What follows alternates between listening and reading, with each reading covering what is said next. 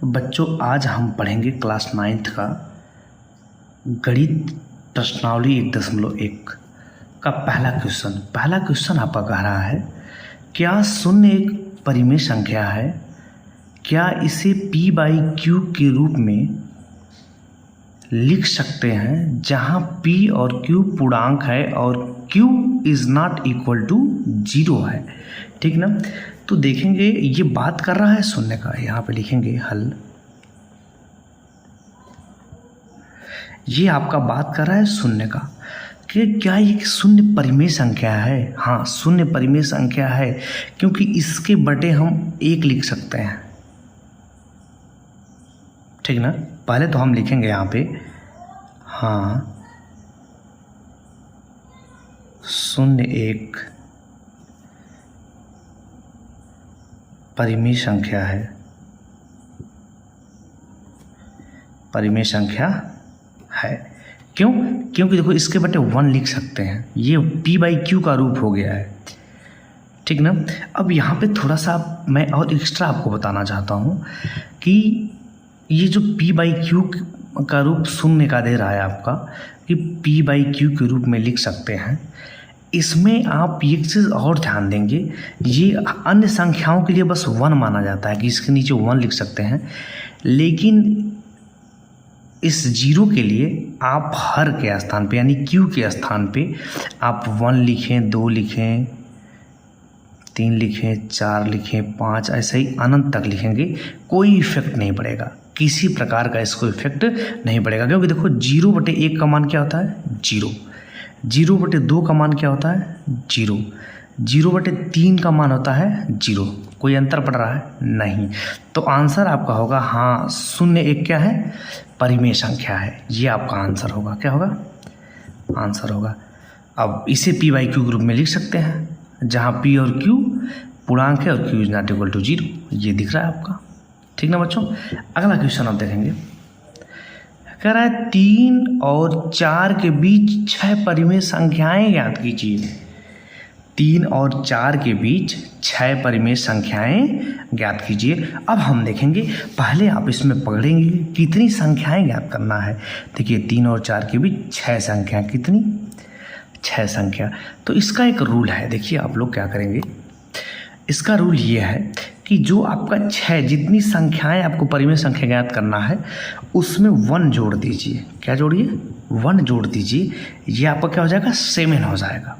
ठीक ना, जो ये आपका 7 आएगा, ठीक ना, इस 7 से इसमें और इसमें ऊपर और नीचे यानी अंश और हर में दोनों में 7 से क्या करेंगे गुणा करेंगे। देखिए इसको हम लिख सकते हैं 3/1, इसको हम लिख सकते हैं 4/1, इसको मैंने क्या लिख दिया 3/1, इसको मैंने क्या लिख दिया 4/1। इसके बाद इसके अंश में 7 से गुणा कर लें और इसके हर में भी वही प्रोसेस यहाँ पे करेंगे, इसके अंश में कर लें और इसके हर में भी। ये हो जाएगा 7 × 21/7, ये हो जाएगा 28/7। ठीक ना बच्चों, और अब देखेंगे ये 21/7 को हम 3 लिख सकते हैं। देखिए 7 × 21, ठीक।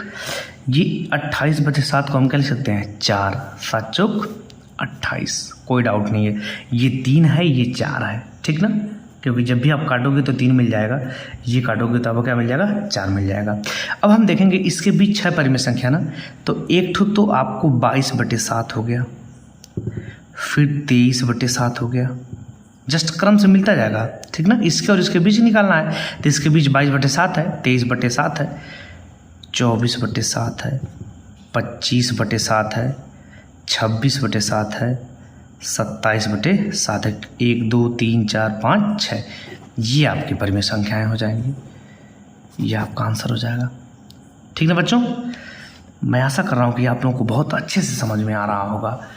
अगर ये नहीं समझ में आए तो आप लोग कमेंट में लिखिए, मैं और प्रयास करूँगा बेहतरीन समझाने का। ठीक, अब चलो देखते हैं, ये कह रहा है आप लोग 3/5 और 4/5 के बीच परिमेय संख्याएं ज्ञात कीजिए। 3/5 और 4/5 के बीच परिमेय संख्याएं ज्ञात कीजिए। थोड़ा सा बच्चों लग रहा है इसमें मिस्टेक हो गया है, ठीक है। इसको हम देखते हैं कितनी परिमेय संख्या ज्ञात करना है। बुक में चाहिए एक सेकेंड बस। 5 परिमेय संख्या, सॉरी बच्चों ये मुझसे मिस्टेक हुआ। कितना ज्ञात करना है? 5 परिमेय संख्या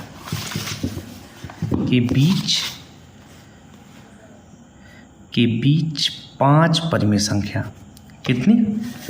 5 परिमेय संख्या ज्ञात कीजिए। चलिए अब ये हो जाएगा 3/5 और ये है आपका 4/5। इन दोनों के बीच 5 परिमेय संख्या ज्ञात करना। अभी जस्ट इसके पहले वाले क्वेश्चन में मैंने बताया कि ये 5 है ना, 5 में 1 जोड़ के क्या कर लो, इसको 6 कर लो। जो ये आपका 6 मिल रहा है, इससे इसके अंश और हर में जिनके बीच ज्ञात करना है गुणा कर लो। ये हो जाएगा 36, 18, 6 5 30, ये हो जाएगा 6 चौको 24, 6 5 30। ठीक ना, कोई डाउट है? ये 24 है, ठीक। 6 का मैंने क्या कर लिया, गुणा कर लिया। अब देखो, अब ये आपका इसको काटोगे आप तो 3/5 मिल जाएगा आसानी से। इसको काटोगे तो 4/5 मिल जाएगा। सेम वही संख्या है ये, ठीक ना। अब हम देखेंगे इसको, हम इसके बीच कितने का निकालना है बच्चों? 5 ना। तो एक हो गया 19/30, दूसरा हो गया 20/30, उसके बाद हो जाएगा 21/30, 22/30, 23/30। ये आपका आंसर हो जाएगा। 1 2 3 4 5 संख्या, ठीक ना बच्चों।